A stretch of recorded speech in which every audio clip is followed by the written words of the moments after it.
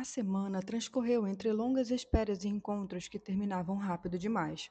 Os dois rapazes tinham horários que respeitavam com vigor. Acordavam às 6 da manhã, estudavam até a hora do almoço. Às 3 vinham andando nos encontrar. Às 7 iam embora, jantavam e recomeçavam a estudar. Mesmo sendo diferentes em tudo, ele e Bruno eram muito parceiros e só pareciam capazes de nos enfrentar porque um se fortalecia com a presença do outro. Desde o início, Pinúcia discordou dessa tese de parceria. Afirmou que os dois não eram nem particularmente amigos, nem particularmente solidários. Segundo ela, era uma relação que se sustentava inteiramente sobre a paciência de Bruno, que tinha um bom caráter e por isso aceitava, sem se queixar, que Nino lhe enchesse o saco o dia inteiro com as bobagens que saíam sem parar de sua boca.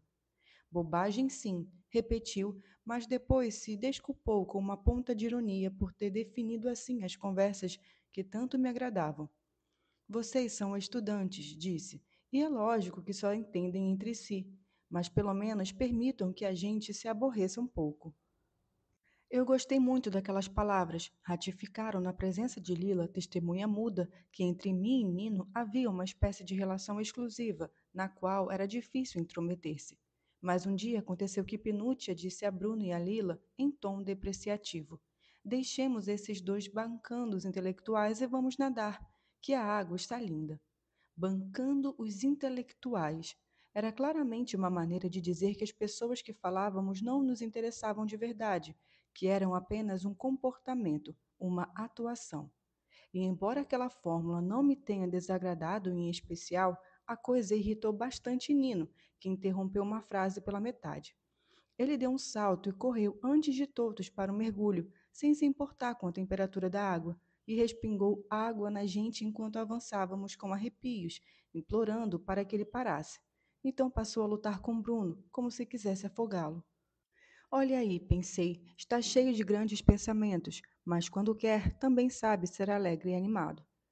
Por que então só me mostra seu lado mais sério? Galiane o convenceu de que só me interesso pelos estudos? Ou sou eu que, por causa dos óculos, de modo como falo, passo essa impressão? A partir daquele momento, eu percebi que tristeza, que as horas da tarde se esvaíam deixando, sobretudo, palavras carregadas de sua ansiedade por se expressar da minha de antecipar um conceito, de ouvi-lo declarar que concordava comigo. Nunca mais aconteceu de ele pegar na minha mão, nem de me convidar para compartilhar sua toalha. Quando via Bruno e Pinuccia rindo por qualquer tolice, eu os invejava e pensava: como eu gostaria de rir com Nino daquele modo. Não quero nada, não espero nada, só queria um pouco mais de intimidade, ainda que respeitosa, como aquela entre Pinuccia e Bruno. Lila parecia às voltas com outros problemas. Durante toda a semana se comportou de modo tranquilo. Passava boa parte da manhã na água, nadando para cima e para baixo numa linha paralela à praia, a poucos metros da arrebentação. Pinúcia e eu lhe fazíamos companhia, insistindo em passar instruções, apesar de agora ela nadar muito melhor que nós. Mas logo ficávamos com frio e corríamos para nos estender na areia escaldante, enquanto ela continuava se exercitando com braçadas calmas, leves, batidas dos pés, respirações ritmadas, como lhe havia ensinado Sarratori. Tem de ser sempre exagerada, resmungava Pinúcia ao sol, analisando a barriga. E eu muitas vezes me lembrava e gritava: Chega de nadar, você está na água há muito tempo, assim vai pegar um resfriado. Mas Lila não me dava bola e só saía quando estava roxa, os olhos brancos, os lábios azuis, os dedos enrugados. Eu a esperava na orla com a toalha quente de sol e colocava sobre seus ombros e esfregava energeticamente. Quando os dois rapazes chegavam, e eles não faltavam nenhum dia, ou tomávamos outro banho juntos, embora Lila geralmente se recusasse e ficasse sentada na toalha nos olhando da areia, ou íamos todos passear e ela ficava atrás, catando conchinhas, ou se eu e Nino começávamos a conversar sobre o universo, ela se punha a ouvir com muita atenção, mas raramente interferia. Como nesse meio tempo se estabeleceram pequenos hábitos, fiquei surpresa de que ela se empenhasse em respeitá-los. Por exemplo, Bruno sempre chegava com bebidas geladas que comprava ao longo do caminho, em um quiosque de praia. E um dia ela notou que, para mim, ele pegara um refrigerante, quando em geral eu tomava laranjada. Eu disse: Obrigada, Bruno, está bem assim. mas ela o obrigou a ir trocar. Por exemplo, Pinúcia e Bruno, a certa altura da tarde, iam buscar coco fresco, e embora nos chamassem para acompanhá-los, Lila nunca pensou em fazer isso, nem eu, nem Nino. E assim se tornou inteiramente normal que eles saíssem enxutos, voltassem molhados do mar e trouxessem uma polpa de coco branquíssima, tanto que, se fora por acaso pareciam se esquecer, Lila dizia: E o coco de hoje? Em minhas conversas com Nino, ela também prestava muita atenção. Quando falávamos disso e daquilo, ela ficava impaciente e perguntava a ele: Não lê nada de interessante hoje? Nino sorria satisfeito. Divagava um pouco e então retomava assuntos que lhe interessavam. Falava e falava, mas nunca houve verdadeiros atritos entre nós. Eu quase sempre estava de acordo com ele e, se Lila interferia objetando alguma coisa, fazia-o rapidamente, com tato, sem jamais enfatizar o desacordo. Numa tarde, ele estava citando um artigo muito crítico sobre o funcionamento da escola pública e, em seguida, passou a falar mal das escolas fundamentais que tínhamos frequentado no bairro. Eu concordei e passei a narrar as vergastadas que Oliviero nos aplicava no dorso das mãos quando errávamos e também as cruéis competições a que nos submetia. Mas Lila, para minha surpresa, disse que a escola fundamental tinha sido importantíssima para ela e elogiou nossa professora em italiano, que eu não ouvia há tempos. Não preciso um intenso que Nino não a interrompeu em nenhum momento para dizer sua opinião, mas ficou escutando com muita atenção e, por fim, disse frases genéricas sobre as diferenças e necessidades que temos e sobre como uma mesma experiência pode satisfazer as demandas de um ser e insuficiente para o outro. Houve ainda outro caso em que Lila manifestou sua discordância com boas maneiras e num italiano educado. Eu me sentia cada vez mais propensa às teses que deteriorizam intervenções competentes que, se realizadas a tempo, acabariam resolvendo os problemas, eliminando as injustiças e prevenindo os conflitos. Tinha rapidamente aprendido aquele esquema de raciocínio, nisso sempre fui boa, e o aplicava toda vez que Nino sacava questões sobre as quais havia lido aqui e ali: colonialismo, neocolonialismo e África. Mas numa tarde disse Lila devagar a ele que não havia nada que pudesse evitar um conflito entre ricos e pobres. Por quê? Os que estão embaixo querem ir para cima, os que estão em cima querem permanecer em cima, e de um modo ou de outro sempre se acaba com cusparadas e chutes na cara. Justamente por isso, o ponto central é resolver os problemas antes que chegue à violência. E como? Levando todos para cima? Levando todos para baixo? Não, encontrando um ponto de equilíbrio entre as classes. Um ponto onde os de baixo se encontram a meio caminho com os de cima? Digamos que sim.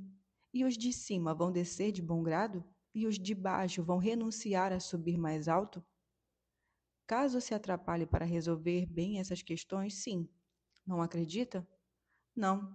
As classes não jogam, elas jogam trunfo, mas lutam, e a luta é até a última gota de sangue.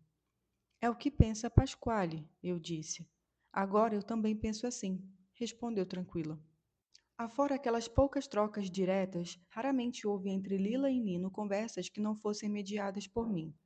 Lila nunca se dirigia diretamente a ele, nem Nino se dirigia diretamente a ela. Pareciam constrangidos um na presença do outro.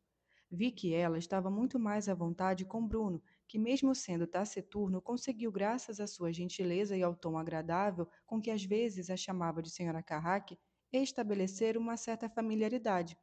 Por exemplo, numa vez em que tomamos o longo banho todos juntos e Nino, me surpreendendo, evitou aquelas suas longas nadadas que me deixavam ansiosa. Ela se dirigiu a Bruno e não a ele, pedindo que lhe mostrasse de quantas em quantas braçadas era preciso tirar a cabeça de água e respirar. O rapaz prontamente lhe deu uma demonstração. Mas Nino se irritou por não ter sido levado em consideração quanto à sua maestria no nado e interveio zombando dos braços curtos de Bruno, do ritmo frouxo. Então ele quis mostrar a Lila o modo correto. Ela o observou com atenção e logo o limitou.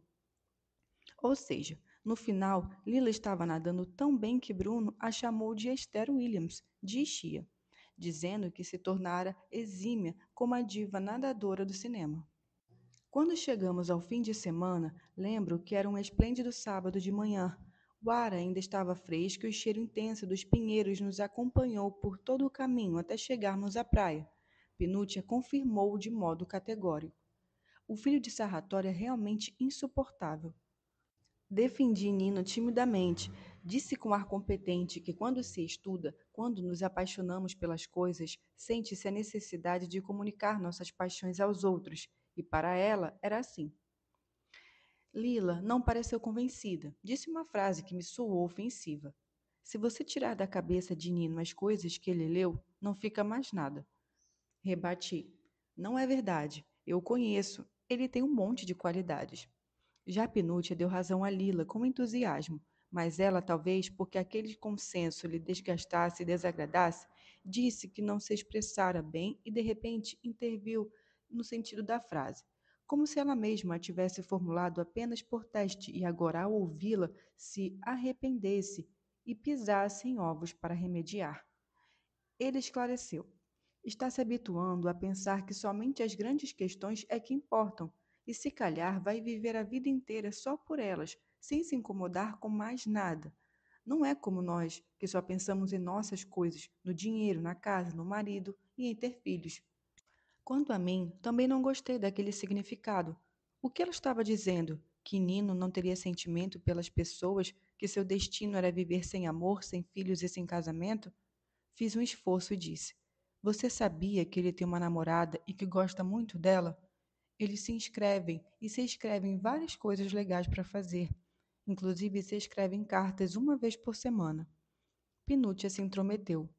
Bruno não tem namorada, mas está procurando sua mulher ideal. E assim que a encontrar, diz que se casa e quer ter muitos filhos. Depois, sem nenhum nexo evidente, suspirou. Essa semana passou voando. Não está contente? Já já seu marido está de volta, repliquei. Pareceu quase ofendida com a possibilidade de que eu pudesse imaginar algum incômodo de sua parte pelo retorno de Rino, exclamou. Claro que estou contente. Então Lila me perguntou: E você está contente? Com a volta de seus maridos? Não, você entendeu muito bem. Eu tinha entendido, mas não admiti. Ela queria dizer que amanhã, domingo, enquanto as duas estariam às voltas com Stefano e Rino, eu poderia encontrar os dois rapazes sozinhas. Aliás, quase com certeza, como ocorrera na semana anterior. Bruno ficaria por sua conta própria e eu passaria a tarde com Nino. E ela estava certa, era justamente isso que eu esperava. Há dias, antes de dormir, eu pensava no fim de semana. Lila e Pinúcia teriam suas energias conjugais, e eu teria as pequenas felicidades de uma solteira de óculos que passa a vida estudando, um passeio, caminhar de mãos dadas, ou quem sabe até mais que isso. Desabafei rindo. Entender o que, Lila? Sorte de vocês que são casadas. O dia passou devagar. Enquanto eu e Lila ficamos tranquilas sob o sol, esperando que chegasse a hora em que Nino e Bruno viriam com bebidas frescas, o humor de Pinúcia começou a piorar sem motivo. Soltou frasezinhas nervosas em intervalos cada vez mais breves. Ora temia que os dois não viessem, ora exclamava que eles não podiam jogar nosso tempo fora à espera de que se apressassem. Quando pontualmente os rapazes compareceram com as bebidas de sempre, ela se mostrou irritada, disse que estava exausta.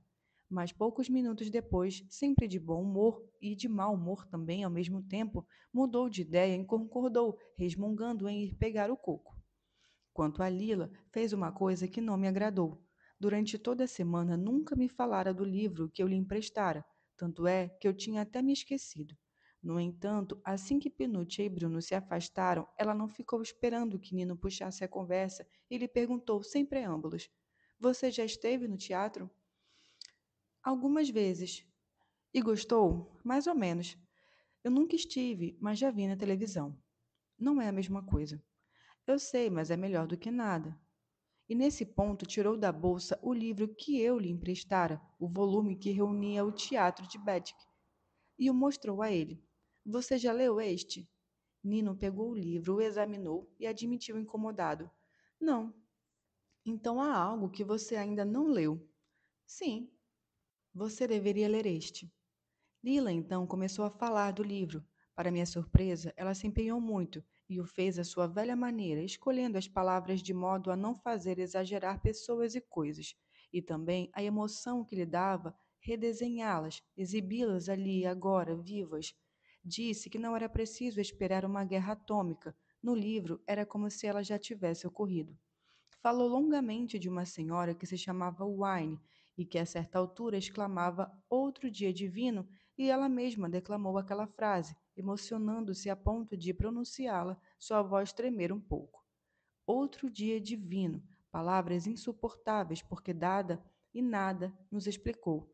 Nada na vida de Wine, nada nos gestos, nada na cabeça. Era divino, nem aquele dia, nem nos dias anteriores. Mas acrescentou, quem mais a surpreendeu foi um tal de Dan Rooney.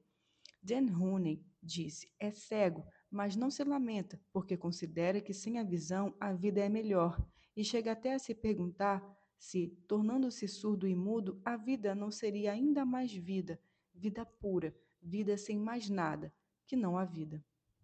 Por que você gostou? Quis saber Nina. Ainda não sei se gostei, mas ficou curiosa. Me fez pensar. O que quer dizer uma vida que é mais vida sem a visão, sem a audição, até sem palavras? Talvez seja só uma tirada. Não, que tirada nada. Ali há alguma coisa que sugere mil outras. Não é uma tirada. Nina não replicou. Disse apenas, fixando a capa do livro como se até ela tivesse e devesse ser decifrada. Você já terminou? Terminei. Pode me emprestar? Aquele pedido me desconcertou, senti uma pontada. Nino tinha dito, me lembro bem, que a leitura lhe interessava pouco ou nada, que suas leituras eram outras. Eu disse, dado aquele Beckett, a Lila justamente porque sabia que não poderia usá-lo em minhas conversas com ele. E agora que ela lhe falava do livro, não só a escutava, mas até o pedia emprestado e interrompi. É da Galiane, foi ela quem me deu. Você já leu? Me perguntou. Precisei admitir que não, não tinha lido, mas logo acrescentei. Estava pensando em começar nesta noite. Quero terminar, você me empresta? Se lhe interessasse tanto, me apressei em dizer: leia você antes. Nino me agradeceu, raspou com a unha uma mancha de mosquito na capa e disse, virando-se para Lila: vou ler nesta noite e amanhã conversamos. Amanhã não, não vamos nos ver. Por quê? Vou estar com meu marido. Ah, tá. Ele me pareceu irritado. Esperei trêmula que se dirigisse a mim e perguntasse se nós dois nos veríamos, mas teve um impulso de impaciência e disse: amanhã também não posso. Os pais de Bruno vão chegar esta noite e eu preciso ir dormir em Barano. Volto na segunda. Barano? Segunda? Esperei que me convidasse a ir encontrá-lo nos Maronte, mas estava distraído, talvez ainda estivesse com a cabeça em Rooney, que, não contente em ser cego, ainda queria ser surdo e mudo. Não me falou nada. Enquanto voltávamos para casa, eu disse a Lila: se eu lhe empresto um livro, que aliás nem é meu, só lhe peço que não o traga para a praia. Não posso devolvê-lo a Galiane cheio de areia.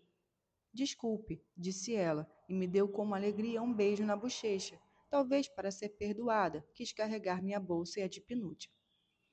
Lentamente fui me acalmando. Pensei que não por acaso Nino mencionara o fato de que estava indo a Barando. Queria que eu soubesse e decidisse por minha conta encontrá-lo ali. Ele é assim mesmo, disse a mim mesma com alívio crescente. Precisa ser procurado. Amanhã acordo cedo e vou. Mas quem ficou de mau humor foi Penúcia. Normalmente ela se enfurecia com facilidade, mas logo se aquietava, especialmente agora que a gravidez não só lhe amaciara o corpo, mas também as arestas do caráter. No entanto, se mostrou cada vez mais raivosa. Bruno lhe disse algo antipático? Perguntei a ela a certa altura. Imagina. E o que houve? Nada. Não está se sentindo bem? Estou ótima. Nem eu sei o que eu tenho. Vá se arrumar, que Nino já está chegando. Sim. Mas ficou com a roupa úmida no corpo, folheando distraidamente uma fotonovela. Lila e eu nos embelezamos, especialmente Lila, que se enfeitou como se fosse uma festa, e ela nada. Então até Núzia, que trabalhava silenciosa preparando o jantar, disse baixinho: Pinúcia, o que é, minha linda? Não vai se vestir? Nenhuma resposta. Somente quando ouviu o ronco das lambretas e as vozes dos dois jovens que chamavam, Pinúcia deu um pulo e correu para se trancar no quarto de casal, gritando: não o deixem entrar, por favor. Passamos uma noite confusa, que nem diferentes graus acabou também confundindo os maridos. Stefano, já acostumado aos conflitos permanentes de Lila, se viu inesperadamente diante de uma garota muito afetuosa, inclinada a abandonar-se às críticas e a beijos sem a hostilidade de sempre. Já Rino, que estava habituado às manhas pegajosas de Pinúcia, ainda mais pegajosas agora que estava grávida, ficou mal porque a mulher não correu para encontrá-lo nas escadas, precisou ir procurá-la no quarto, e quando finalmente a abraçou, percebeu logo o esforço que fazia para se mostrar contente. E não só. Enquanto Lila riu muito quando, depois de uns copos de vinho, os dois jovens meio bêbados começaram a escancarar seu desejo com alusões sexuais, Pinúcia, assim que Rino lhe sussurrou rindo não sei o que no ouvido, se retraiu bruscamente e sibilou em um semi-italiano. Pare com isso, você é um cafona. Ele disse com raiva: Cafona eu? Cafona? E ela resistiu alguns minutos, até que seu lábio inferior tremeu e foi se refugiar no quarto. É a gravidez, disse Núzia. É preciso ter paciência. Silêncio. Rino terminou de comer, bufou, foi até a esposa e não voltou mais. Lila e Estefano decidiram dar uma volta de lambreta para ver a praia de noite. Foram embora aos risos e trocando beijinhos. Eu tirei a mesa, insistindo, como sempre, com Núzia, que não queria que eu mexesse uma palha. Conversamos um pouco sobre como ela conheceu Fernando e os dois se apaixonaram. Disse uma coisa que me espantou muito. Você ama pela vida inteira pelas pessoas que nunca sabe realmente quem são. Fernando tinha sido tão bom quanto ruim, e ela o amara muito, mas também o odiara. De modo que sublinhou: não há motivo de preocupação. Pinute está de lua, mas depois se ajeita. E lembra como Lila voltou da lua de mel? Bem, olhe para eles agora. A vida toda é assim. Numa vez você apanha, noutra recebe beijos. Fui me recolher em meu quartinho. Tentei acabar o livro, mas voltei a pensar em como Nino ficara encantado com o modo de Lila falar daquele Rony, e me passou a vontade de perder tempo com a ideia de nação. Nino também é esquivo, pensei. Nino também é difícil de entender quem é. Parecia não se interessar por literatura, mas aí Lila pega ao acaso um livro de teatro, diz bem a dúzia de bobagens e ele se apaixona. Remexi em meus livros em busca de outros volumes de literatura, mas não havia nenhum. Por outro lado, notei que faltava um livro. Será possível? Galliani tinha me emprestado 6. Um agora estava com Nino. Um eu estava lendo. No mármore do parapeito havia 3. Onde estava o sexto? Procurei em todo canto, até debaixo da cama, e nesse meio tempo lembrei que era um livro sobre Hiroshima. Fiquei agitada, certamente Lila o pegara enquanto eu esperava me levando no banheiro. O que estava acontecendo com ela? Depois de anos, sapataria, noivado, amor, charcutaria, negócios com Solara, resolvera voltar a ser o que tinha sido na escola fundamental? Claro, ela já havia dado um sinal. Quisera fazer aquela aposta que, para além dos resultados, com certeza tinha sido um modo de me manifestar seu desejo de retomar os estudos. Mas isso não foi adiante. Ela de fato se empenhou? Não. No entanto, bastaram as conversas de Nino, 6 tardes de sol na praia, para lhe devolver a vontade de aprender. Quem sabe até disputar para ver quem era melhor. Por isso elogiara a professora Oliviero, por isso achara bonito que alguém se apaixonasse por toda a vida apenas por coisas importantes e não pelas banais. Saí de meu quarto evitando os rangidos da porta, na ponta dos pés. A casa estava silenciosa. Núncia tinha ido dormir. Stefano e Lila ainda não tinham voltado. Entrei no quarto deles, um caos de roupas, sapatos e malas. Sobre uma cadeira encontrei o volume. O título era Hiroshima no dia seguinte. Ela o pegara sem me pedir permissão, como se minhas coisas fossem dela, como se eu devesse a ela aquilo que eu era, como se até os cuidados de Galliani com minha formação dependessem do fato de que ela, com um resto e com um gesto distraído, uma frase apenas esboçada, me pusera em condição de alcançar esse prestígio. Pensei em levar o livro comigo, mas me envergonhei, mudei de ideia e o deixei ali. Foi um domingo de tédio. Sofri com o calor a noite inteira, não ousava abrir a janela por medo dos pernilongos. Adormeci, acordei, tornei a dormir. Ir até Barano, qual seria o resultado? Passar o dia brincando com Ciro, Pino e Clelia? enquanto Nino se exercitava suas longas nadadas, ou então ficava ao sol sem dizer uma palavra em surda polêmica com o pai. Acordei tarde, às 10, e assim que abri os olhos me chegou de muito longe uma sensação de falta que me deu angústia. Soube por Nunzia que Pinute e Rino já tinham ido para a praia, enquanto Stefano e Lila continuavam dormindo. Molhei sem vontade o pão no café com leite, renunciei definitivamente a Barano. Fui para a praia nervosa, triste. Lá encontrei Rino dormindo sob o sol, os cabelos molhados, o corpo volumoso abandonado de barriga para baixo sobre a areia. E Pinúcia caminhando para lá e para cá na beira do mar. Chamei-a para irmos até as famolas. Ela recusou grosseiramente. Passeei por um bom tempo sozinha em direção a Forio para me acalmar. A manhã demorou a passar. Na volta, tomei um banho e me deitei ao sol. Acabei escutando Rino e Pinúcia que, como se eu não estivesse ali, murmuravam frases do tipo: Não vá embora. Preciso trabalhar. Os sapatos devem estar prontos no outono. Você chegou a ver os modelos? Gostou? Sim, mas as coisas que Lila quis que você acrescentasse são feias. Tire aquilo. Não, elas ficam bem. Está vendo? Tudo o que eu digo não conta nada para você. Não é verdade. É a pura verdade. Você não gosta mais de mim. Eu te amo e você sabe quanto. Que nada. Olhe só minha barriga. Dou 10.000 beijos nessa barriga. A semana toda só faço pensar em você. Então não vá trabalhar. Não posso. Então quer dizer que esta noite eu também vou embora. Nós já pagamos nossa cota. Você precisa aproveitar as férias. Não quero mais isso. Por quê?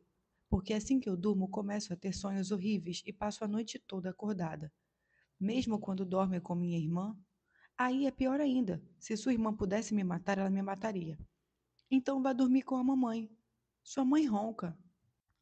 O tom de Pinute era insuportável. Durante todo o verão, não consegui entender o motivo daquela lamúria. É verdade que ela dormia pouco e mal, mas querer que Rino ficasse, querer até ir embora com ele, me pareceu uma mentira. A certa altura, me convenci de que ela estava tentando lhe dizer algo que ela mesma ignorava e que, por isso, só conseguia expressar de modo petulante. Mas depois me desliguei, fui atraída por outras coisas, sobretudo pela exuberância de Lila. Quando apareceu na praia com o marido, me pareceu ainda mais feliz que na noite anterior. Quis mostrar a ele como tinha aprendido a nadar e juntos nadaram para longe da orla. Em alto mar, dizia Stefano, apesar de, na verdade, terem se afastado apenas poucos metros da areia. Ela, elegante e precisa nas braçadas e no modo ritmado com que agora aprendera a virar a cabeça para tomar ar, erguendo a boca da água, logo deixou para trás. Depois parou para esperá-lo, rindo, enquanto ele a alcançava com braçadas desajeitadas, cabeça bem espichada do pescoço, bufando contra a água que espirrava em sua cara. A alegria dela cresceu ainda mais à tarde, quando saíram no passeio de lambreta. Rino também queria dar uma volta e, como Pinúcia se recusou, temia levar um tombo para perder o bebê. Ele me disse: Vem você, Helena. Pela primeira vez, tive essa experiência. Stefano corria na frente. Rino seguia atrás, e vento, e medo de cair ou de dar uma trombada, e uma excitação crescendo, o cheiro forte que exalava das costas suadas do marido de Pinúcia, a plenitude bravateira de si que o impelia a violar qualquer regra e a responder a quem protestava segundo os costumes do bairro, freando bruscamente e ameaçando, sempre pronto a engalfinhar-se. Foi divertido, um retorno às emoções de mocinha mal crescida, muito diferentes das que Nino me dava quando aparecia vindo pela praia à tarde, em companhia do amigo. Ao longo daquele domingo, mencionei várias vezes os rapazes. Gostava especialmente de pronunciar o nome de Nino. Logo notei que tanto Pinúcia quanto Lila se comportavam como se não tivéssemos frequentado Bruno e Nino todas juntas, mas somente eu. A consequência foi que, quando seus maridos se despediram e foram correndo pegar a embarcação, Stefano me pediu que eu mandasse lembranças ao filho de Socavo, como se eu fosse a única a ter possibilidade de encontrá-lo, enquanto Rino tirou sarro de mim, falando: Você gosta mais do filho do poeta ou do filho do mortadeiro? Na sua opinião, quem é o mais bonito? Como se a pessoa e a esposa e a irmã não tivessem elementos para formular um próprio juízo. Por fim, Ambas me irritaram pelo modo como reagiram à partida dos maridos. Pinúcia ficou alegre, sentiu a necessidade de lavar os cabelos. Disse em voz alta que estava cheio de areia.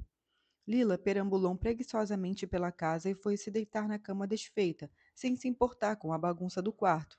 Quando apareci para lhe dar boa noite, vi que não tinha nem mesmo tirado a roupa. Estava lendo o livro sobre Hiroshima, de olhos apertados, o senho franzido. Não a critiquei, apenas disse, talvez com alguma aspereza. Como é que de repente lhe voltou a vontade de ler? Não é da sua conta, respondeu. Na segunda-feira, Nino compareceu, quase um fantasma evocado por meu desejo. Não às 4 da tarde, como de regra, mas às 10 da manhã. A surpresa foi grande. Nós três tínhamos acabado de chegar à praia rancorosas, cada qual convencida de que as outras tinham demorado muito no banheiro. Pinúcia particularmente nervosa por seus cabelos terem se embaraçado durante o sono. Foi ela quem falou primeiro, enfesada, quase agressiva. Perguntou a Nino antes mesmo que ele nos explicasse aquela mudança súbita de horário. Por que Bruno não veio? Tinha coisa melhor para fazer? Os pais dele ainda estão em casa, partem ao meio-dia. Depois ele vem? Acredito que sim. Porque se ele não vier, vou voltar para dormir. Com vocês eu me entedio. E enquanto Nino nos contava como tinha sido péssimo seu domingo em Barano, tanto que hoje ele sairia de manhã cedo e não poderia ir para a casa de Bruno, veio direto para a praia. Ela se intrometeu umas 2 vezes perguntando manhosa: Quem vem tomar banho comigo? Como eu e Lila ignoramos o convite, ela foi sozinha para a água, toda irritada. Paciência. Nós preferimos ficar ouvindo com muita atenção a lista que Nino nos fez sobre 10 erros cometidos pelo pai. Um trapaceiro, o definiu, um preguiçoso. Estabeleceu-se em Barano, prolongando abusivamente uma licença de trabalho por uma falsa doença, mas que tinha sido regularmente atestada por um médico da assistência social amigo dele. Meu pai, disse-no com desgosto, é a completa negação do interesse geral. E nesse momento, sem interrupção, fez uma coisa imprevisível.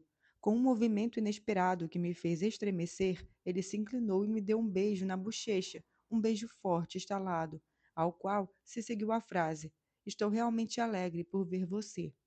Depois, com um leve embaraço, como se percebesse que aquela expansividade em relação a mim poderia ser deselegante com Lila, comentou: Posso dar um beijo em você também? Claro, respondeu Lila condescendente. E lhe deu um beijo suave, sem estalo, um contato quase imperceptível. Depois disso, desanimou a falar, entusiasmado sobre os textos teatrais de Beckett. Ah, como ele tinha gostado daqueles tipos enterrados até o pescoço na terra! E como era bonita a frase sobre o fogo que o presente nos acende por dentro. E embora entre as mil coisas sugestivas que Mary e Dan Rooney diziam, ele tinha tido a dificuldade em localizar o ponto exato citado por Lila. Bem, o conceito de que se sente mais a vida quando se é cego, surdo, mudo e até sem paladar e sem tato era objetivamente interessante em si. Segundo ele, significava: vamos abolir todos os filtros que nos impedem de gozar plenamente esse estar ric nunc, verdadeiros. Lila se mostrou perplexa, disse que tinha pensado nisso e que a vida em estado puro a aterrorizava. Expressou-se com certa ênfase e exclamou: A vida sem ver e sem falar e sem ouvir. A vida sem uma veste, sem um invólucro. É disforme. Não recorreu exatamente a estas palavras, mas com certeza usou disforme e o fez com um gesto de repulsa. Nino repetiu a meia voz, disforme, como se o vocábulo fosse um nome ruim. Depois voltou a argumentar, mas de modo ainda mais exaltado, até que de repente tirou a camiseta, exibindo-se uma magreza preta de sol. Segurou-me em nossas mãos e nos arrastou para a água, enquanto eu gritava felicíssima: Não, não, não, estou com frio. E ele respondia: Ah, finalmente mais um dia divino. E Lila ria. Então pensei contente. Lila se enganou. Então existe com certeza outro Nino, não um rapaz soturno, não é o que só se emociona por reflexões sobre o estado geral do mundo, mas este rapaz que brinca, que nos arrasta ruidosamente para a água, que nos agarra, nos aperta, nos atrai para si, que nada para longe, se deixa alcançar, se deixa agarrar. Se deixa empurrar por ambas debaixo da água e finge ser dominado. Finge que o afogamos. Quando Bruno chegou, as coisas ficaram ainda melhores. Passeamos todos juntos e Pinute aos poucos recuperou o bom humor. Quis tomar banho de novo, quis comer coco. A partir daquele momento e durante toda a semana que se seguiu, achamos totalmente natural que os rapazes viessem nos encontrar na praia às 10 da manhã e ficassem até o pôr do sol, quando então dizíamos: precisamos ir, senão Núncia se chateia. E eles se resignavam e voltavam em pouco tempo para os seus estudos.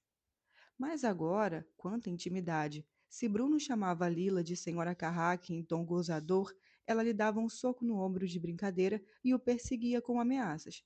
Se mostrava excessiva devoção a Pinute por estar esperando um filho, ela lhe dava o braço e dizia: vamos lá, vamos correndo, eu quero um refrigerante. Quanto a Nino, agora muitas vezes me dava a mão, punha um braço em torno de meus ombros e ao mesmo tempo passava o outro em torno dos ombros de Lila. Segurava seu indicador, seu polegar. As cautelosas distâncias tinham cedido. A gente se transformou em um grupo de 5 jovens que se divertiam com quase nada. E passamos de uma brincadeira a outra. Quem perdia pagava a prenda. As prendas eram quase sempre beijos, mas beijos fingidos, obviamente.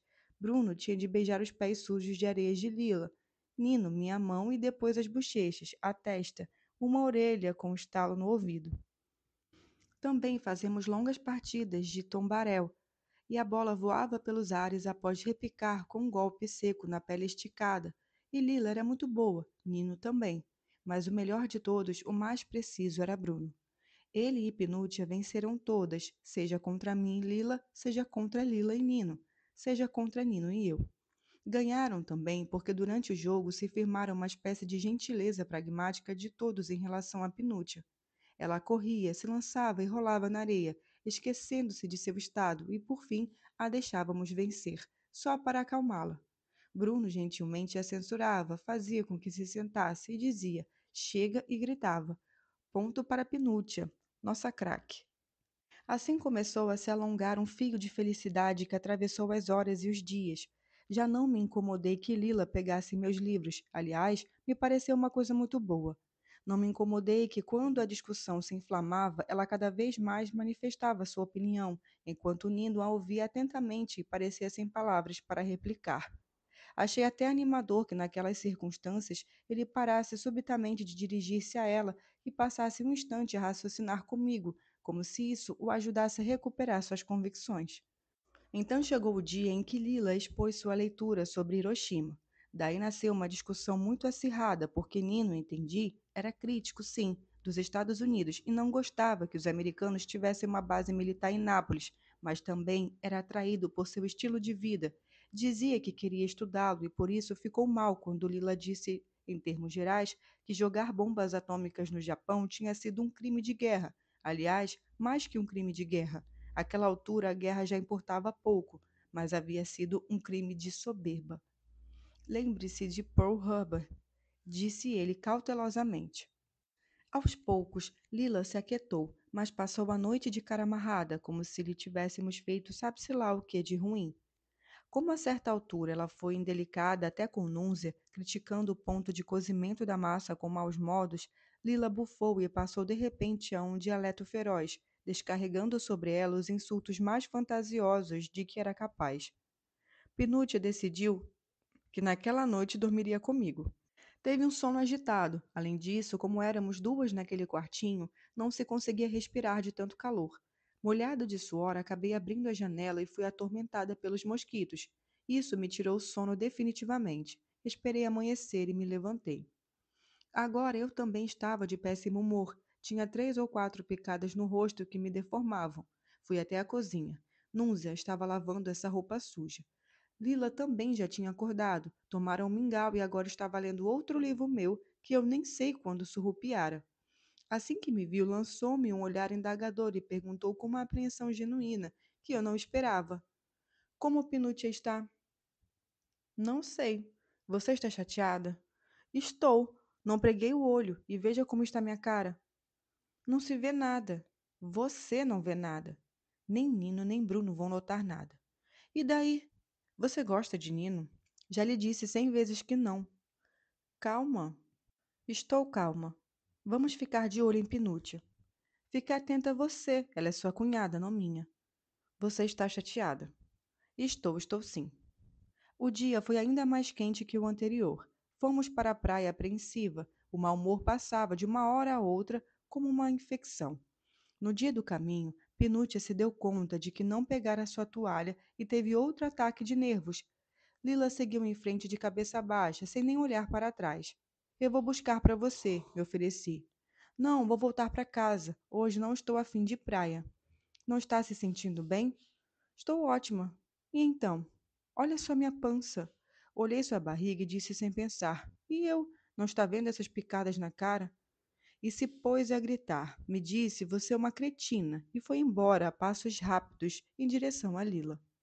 Quando nos instalamos na praia, ela me pediu desculpas e murmurou: Você é tão certinha que às vezes me irrita. Não sou certinha. Queria dizer que você é boa. Não sou boa.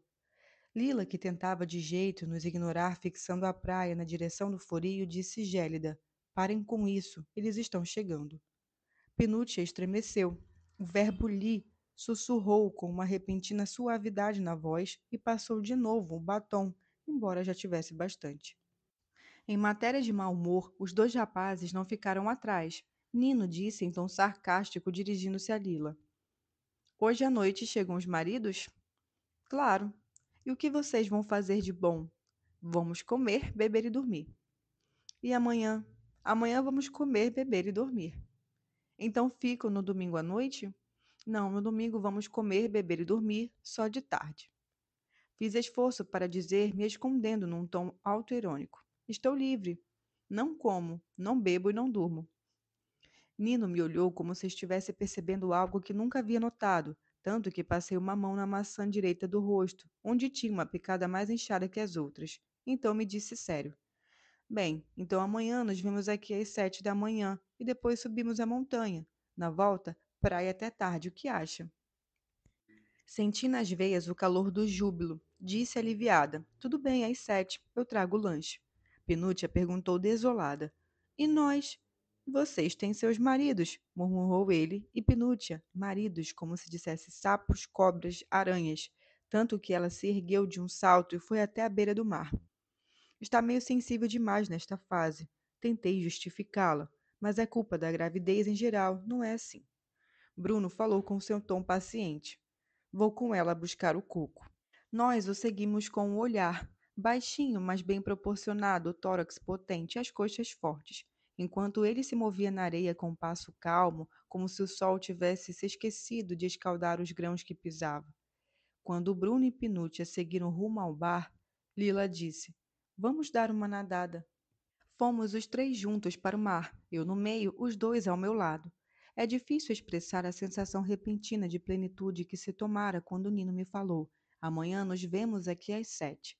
É verdade que o humor oscilante de Pinúcia me incomodava, mas era um incômodo brando, não podia arranhar meu estado de bem-estar. Eu finalmente estava contente comigo, com o domingo longo e intenso que me esperava, e me sentia orgulhosa de estar ali naquele momento, com as pessoas que desde sempre tiveram um peso em minha vida, um peso não comparável nem mesmo com o de meus pais e meus irmãos. Peguei ambos pelas mãos, dei um grito de felicidade, arrastei-os para a água fria, levando estilhaços gelados de espuma. Mergulhamos como se fôssemos um único organismo. Assim que submergimos, soltamos dedos das mãos. Nunca me agradou o frio da água nos cabelos, no crânio, nas orelhas. Voltei à tona depressa, soprando a água para longe. Mas vi que os dois já nadavam e também comecei a nadar, para não os perder. Logo, a tarefa se mostrou difícil. Eu não era capaz de manter o ritmo, cabeça na água, braçadas calmas.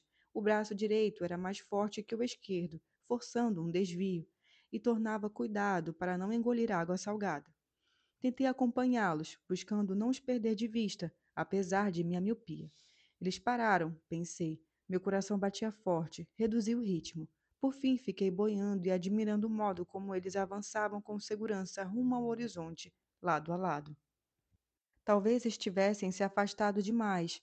De resto, também eu, movida pelo entusiasmo, fui bem mais além do confortável da linha imaginária que normalmente me permitia voltar à praia com poucas braçadas. E a própria Lila nunca ultrapassara aquele ponto. No entanto, lá estava ela, disputando com Nino.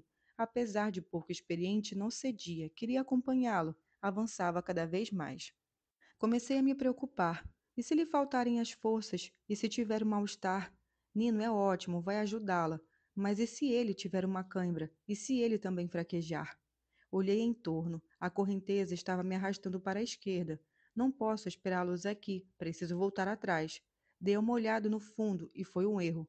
O azul logo se tornara escuro, depois negro como a noite, embora o sol brilhasse e a superfície do mar cintilasse e branquíssimos fiapos de nuvem se alongassem no céu. Percebi o abismo, notei sua liquidez escorregadia, senti como uma fossa de mortos, de onde sabe-se lá o que poderia emergir a qualquer instante. Me tocar, me agarrar, me morder, me puxar para o fundo. Tentei me acalmar e gritei: Lila! Os olhos sem óculos não me ajudavam, foram vencidos pelo reluzir da água. Pensei no passeio com o Nino no dia seguinte. Fui recuando lentamente sobre as costas, remando com as pernas e braços até alcançar a orla. Ali me sentei metade na água e metade no seco. Avistei com dificuldade suas cabeças escuras como boias abandonadas na superfície do mar e me senti aliviada. Lila não só estava a salvo, mas conseguira. Tinha feito testa a Nino. Como é teimosa, como é exagerada, como é corajosa. Me levantei e fui até Bruno, que estava sentado ao lado das nossas coisas. Onde Penutia está? Perguntei. Ele deu um sorriso tímido que me pareceu disfarçar uma tristeza. Foi embora. Para onde? Para casa. Disse que precisava arrumar as bagagens. As bagagens? Ela quer ir embora, disse que não quer deixar o marido sozinho por tanto tempo. Peguei minhas coisas e, depois de lhe pedir que não perdesse de vista Nino e, sobretudo, Lila, corri ainda encharcada para tentar entender o que estava acontecendo com Pinúcia. Foi uma tarde desastrosa, a qual se seguiu uma noite ainda mais desastrosa. Constatei que Pinúcia realmente estava fazendo as malas e Núzia não conseguia tranquilizá-la. Você não deve se preocupar, estava lhe dizendo com calma. Rino sabe lavar as próprias cuecas, sabe cozinhar e, além disso, ao pai, aos amigos. Ele não acha que você está aqui só se divertindo. Sabe que veio para repousar e fazer um menino bonito e saudável. Vamos, eu ajudo você a pôr tudo no lugar. Eu nunca tive férias, mas hoje, graças a Deus, temos dinheiro para isso. E embora não seja o caso de torná-lo um pouco de conforto, não é pecado. Vocês podem se permitir. Por isso, Pinúcia, por favor, minha filha. Rino trabalhou a semana toda, está cansado, está para chegar. Não deixe que ele a veja assim. Você o conhece, ele se preocupa e quando se preocupa, fica bravo. E se fica bravo, qual é o resultado? O resultado é que você quer partir para estar perto dele. Ele viajou para estar perto de você. E justo agora que vocês vão se encontrar e deveriam estar contentes, vão passar o tempo todo brigando? Você acha isso bom? Mas Pinúcia estava impermeável às razões que nos ia desfiando. Então eu também entrei no jogo e assim chegamos a um ponto em que teríamos muitas coisas na mala enquanto ela a recolocava, gritava e se acalmava e recomeçava. A certa altura, Lila também voltou. Apoiou-se no batente da porta e ficou olhando séria, com uma ruga longa e horizontal na testa. Aquela imagem deplorável de Pinúcia. Tudo certo? Perguntei. Fez sinal que sim. Você virou uma namorada excelente. Não disse nada. Tinha a expressão de quem é obrigado a reprimir simultaneamente alegria e assombro. Via-se que estava cada vez mais incomodada com o escândalo de Pinúcia. A cunhada estava tornando a encenar suas intenções de ir embora.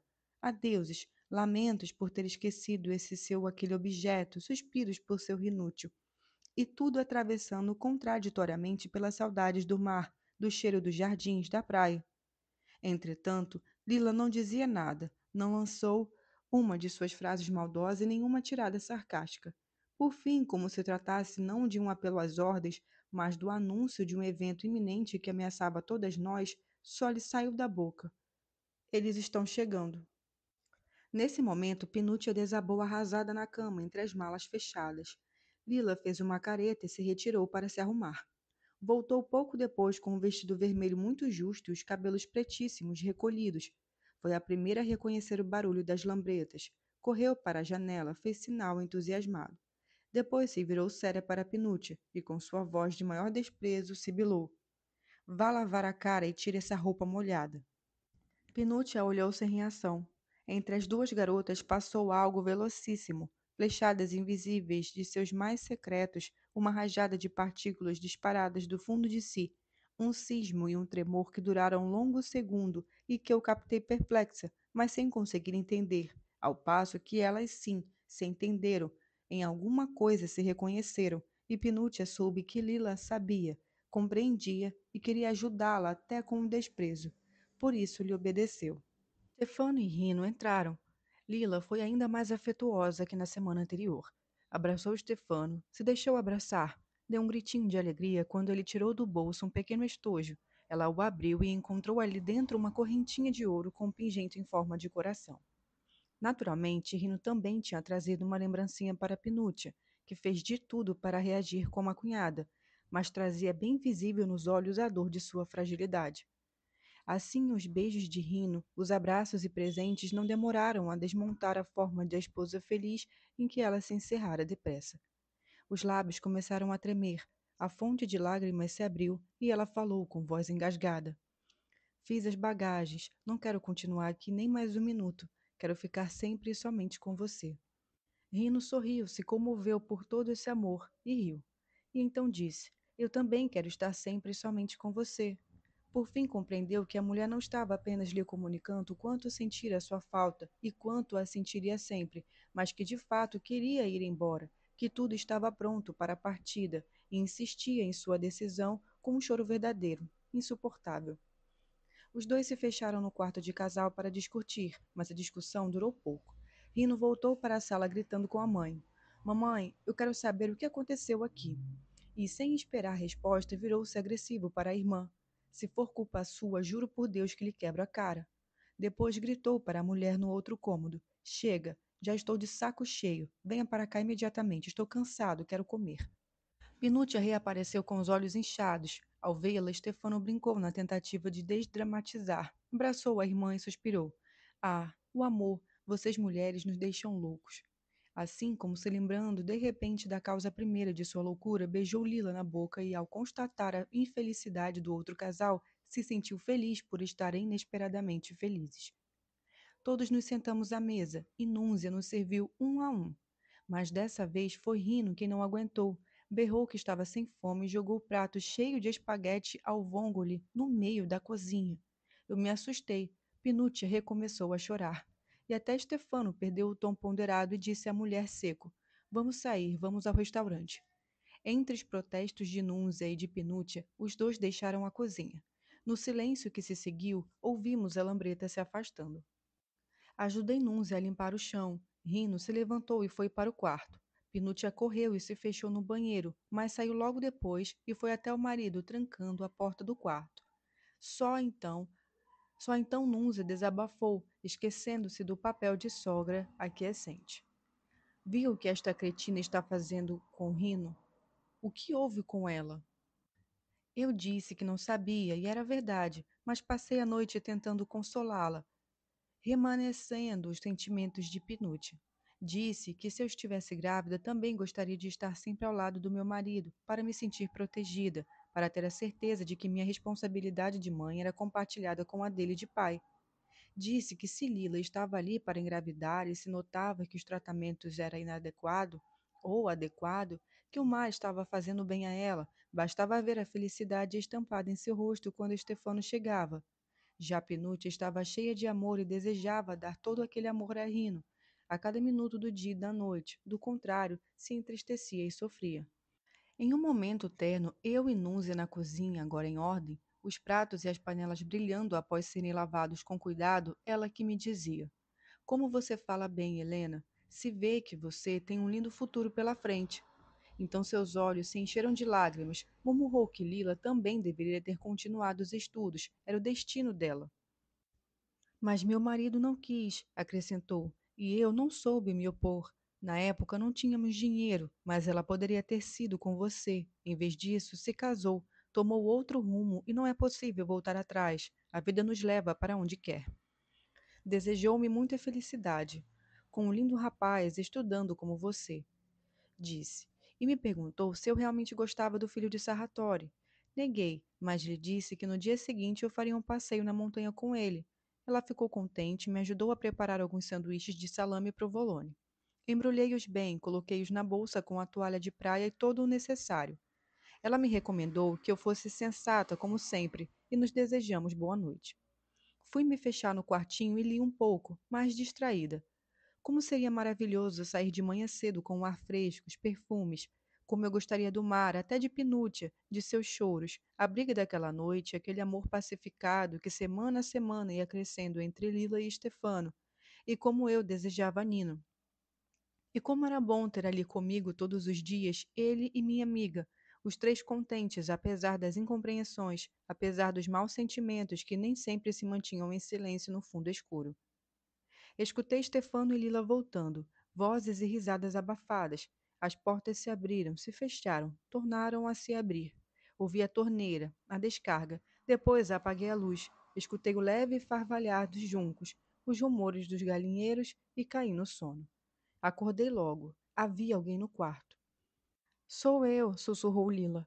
Senti que ela estava se sentando na beira da cama. Fiz um gesto para acender a luz.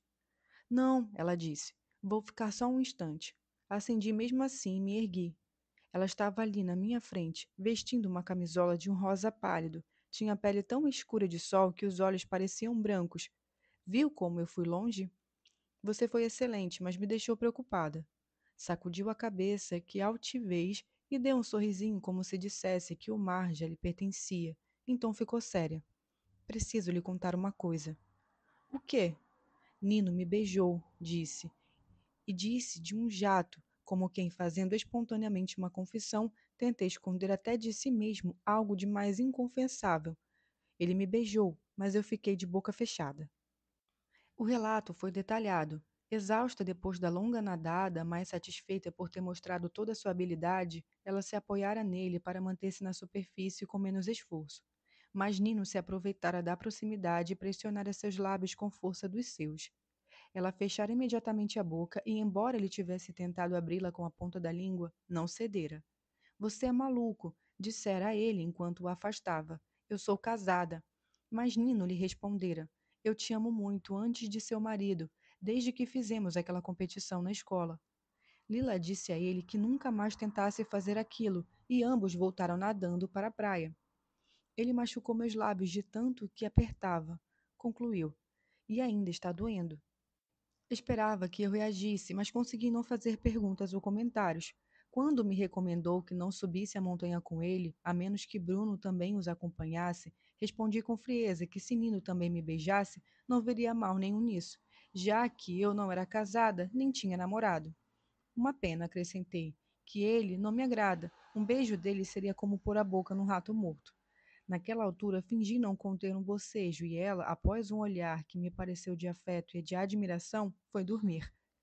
Desde que saiu do quarto até o amanhecer, não fiz outra coisa senão chorar. Hoje sinto certo mal-estar ao relembrar quanto sofri. Não tenho nenhuma empatia por quem eu era naquela época, mas durante toda aquela noite me pareceu que eu não tinha mais motivos para viver. Por que Nino se comportava daquele modo? Beijava a Nádia, beijava a mim, beijava a Lila. Como podia ser a mesma pessoa que eu amava, tão séria, tão cheia de ideias? As horas passaram, mas não soube aceitar que ele fosse tão profundo ao tratar dos grandes problemas do mundo quanto superficial nos sentimentos amorosos. Comecei a questionar a mim mesma. Eu me enganara, me iludira. Será possível que eu, baixinha, muito cheia de óculos, eu, diligente, mas não inteligente, eu que me fingia de culta, de informada, quando não era, pudesse pensar que ele gostaria de mim, nem que fosse apenas por umas férias? De resto, eu realmente pensara nisso? Examinei acuradamente meu comportamento. Não, eu não era capaz de me confessar com clareza meus próprios desejos. Não só tinha o cuidado de escondê-los dos outros, mas também os manifestava a mim de modo cético, sem convicção, porque eu nunca tinha dito a Lila com clareza o que eu sentia por Nino. E agora, por que não lhe gritar a dor que eu tinha causado com aquela confidência em plena noite? Por que não lhe revelara que, antes mesmo de beijá-la, Nino tinha me beijado? O que me levava a agir assim? Mantinha meus sentimentos em surdina porque assustava a violência com que, ao contrário, em meu íntimo eu queria coisas, pessoas, elogios, vitórias. Temia que, caso não conseguisse obter o que queria, aquela violência explodiria em meu peito, tomando o rumo dos piores sentimentos, por exemplo, aquele que me levara a comparar a pele e a bela boca de Nino à carne de um rato morto. Então era por isso que, mesmo quando me dispunha a avançar, estava sempre pronta a dar um passo atrás. Era por isso que eu sempre tinha pronto um sorriso gracioso, uma risada contente, mesmo quando as coisas iam mal. Por isso que, mesmo cedo ou mais tarde, eu acabava achando justificativas plausíveis para quem me fazia sofrer. Perguntas e lágrimas. Já era dia quando tive a impressão de entender o que havia acontecido. Nino tinha acreditado sinceramente que amava Nádia. Com certeza, motivado por minha boa fama com a professora Galliani, me observara por anos com empatia e simpatia e um pouco de estima sincera. Mas agora enchia encontrar a Lila e se dera conta de que ele tinha sido desde a infância e seria sempre, no fundo, o seu único amor verdadeiro. Assim, com certeza as coisas se passaram desse modo. E como censurá-lo? Onde estava a culpa? Havia na história deles algo de intenso, de sublime, afinidades eletivas. Evoquei versos e romances como tranquilizadores. Talvez pensei ter estudado que sirva apenas para isso, para me acalmar. Ela acendera uma chama em seu peito. Ele, por anos, a custodiara sem se dar conta. Agora que ela chama se libertara, o que ele podia fazer se não amá-la? Ainda que ela não o amasse, ainda que ela fosse casada e, portanto, inacessível, interditada, um casamento dura para sempre, para além da morte, a menos que seja rompido, condenando-se à tempestade infernal até o dia do juízo. Quando a alvorada despontou, tive a impressão de ver claro. O amor de Nino por Lira era um amor impossível, assim como o meu amor por ele. E somente nesse quadro de realização, o beijo que ele lhe dera no mar começou a me parecer nomeável. O beijo. Não tinha sido uma escolha, simplesmente acontecera, tanto mais porque Lila sabia fazer as coisas acontecerem. Já eu não. O que vou fazer agora? Vou ao encontro. Subiremos o Epompeu. Eu não. Ou não. Vou embora esta noite com Stefano e Rino. Vou falar que minha mãe me escreveu dizendo que precisa de mim. Como posso subir a montanha com ele sabendo que ama Lila, que a beijou? E como vou conseguir vê-los juntos todos os dias, enquanto nadam cada vez mais longe? Estava exausta e voltei a dormir. Quando acordei em sobressalto, o esquema que me ocorrera de fato havia domesticado um pouco minha dor. Corri para o encontro.